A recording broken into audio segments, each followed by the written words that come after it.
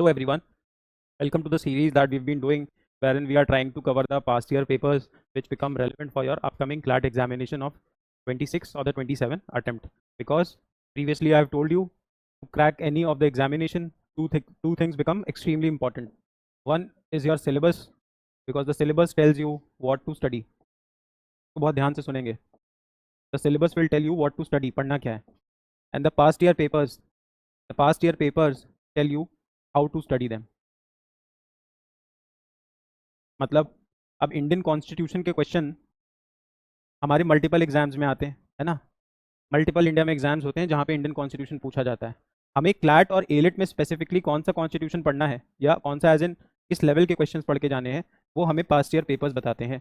जैसे ये question new Delhi which means your elite exam, elite के 2008 के अटेम्प्ट में आया था और मल्टीपल टाइम्स रिपीट हो चुका है. तो the question says the constitution of India describes India as. अब इस क्वेश्चन में आर्टिकल 1 की बात हो रही है. जब भी आप कॉन्स्टिट्यूशन पढ़ने जाओगे तो सबसे पहले पढ़ते हैं हम आर्टिकल 1. और article 1 says India that is Bharat shall be a union of states. हमें यहाँ पे दो तीन चीज़ें समझना ज़रूरी है. इससे हमें एक चीज़ ये क्लियर हो जाती है कि ऑफिशियली इंडिया के दो नाम हैं which R India that is Bharat, which means India has two official names. One is India and the second one is Bharat. ये क्लैट 2016 में एग्जैक्टली पूछा हुआ था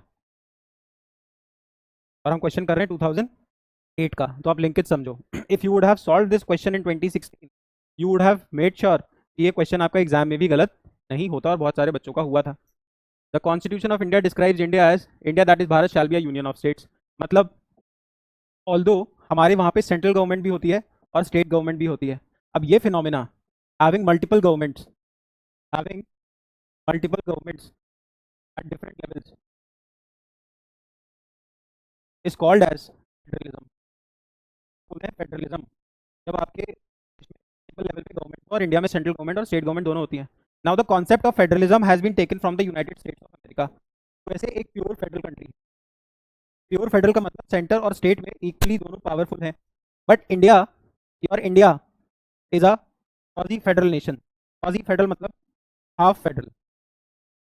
बोल सकते हैं is more powerful than the state which can be seen through multiple articles. आप emergency का आर्टिकल देखोगे, ऑल इंडिया सर्विसेज का आर्टिकल देखोगे, मल्टीपल आर्टिकल्स हैं, प्लेथोरा ऑफ आर्टिकल्स हैं जहां पे हम ये चीज कंक्लूड करते हैं कि in India the centre is more powerful than the state. Through this we can also conclude that India is an indestructible union of destructible states. इसका मतलब क्या है? India is an indestructible union. Indestructible जो खत्म नहीं होता, जो तोड़ा नहीं जा सकता. इंडिस्ट्रक्टिबल यूनियन मतलब जो यूनियन गवर्नमेंट है वो कभी भी खत्म नहीं होगी. But India is an indestructible union of destructible states. मतलब इंडिया में जो मल्टीपल स्टेट्स होते हैं ना, Maharashtra, Karnataka, Kerala, Jammu and Kashmir, all of these can be distracted. Central government इनका बॉर्ड मास कर सकती है, कर देगी. यूपी को उत्तराखंड और यूपी में तोड़ देगी, तेलंगाना को आंध्र प्रदेश और तेलंगाना में तोड़ देगी, आंध्र प्रदेश को आंध्र प्रदेश एंड तेलंगाना में तोड़ देगी, है ना. So multiple examples are there.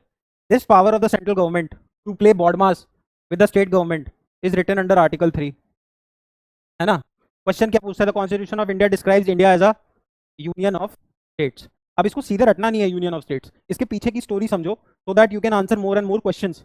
इस तरीके से पढ़ना होता है, इस तरीके से पास्ट ईयर पेपर्स की इंपॉर्टेंस हमें समझ में आती है ना. क्योंकि अगर आपने क्वेश्चन 2008 में किया होता तो 2016 के पेपर में भी आप इसको सही करके आते. For more such videos please subscribe to our channel and in case you are preparing for a CLAT 26 or 27 attempt you can buy our full-fledged course which is priced at a very nominal fee. In case you are looking for our course you can install our app or you can give us a call on this number which is 8808888415. Our team will get back to you, right? Thank you and wishing you a very happy Independence Day. Thank you.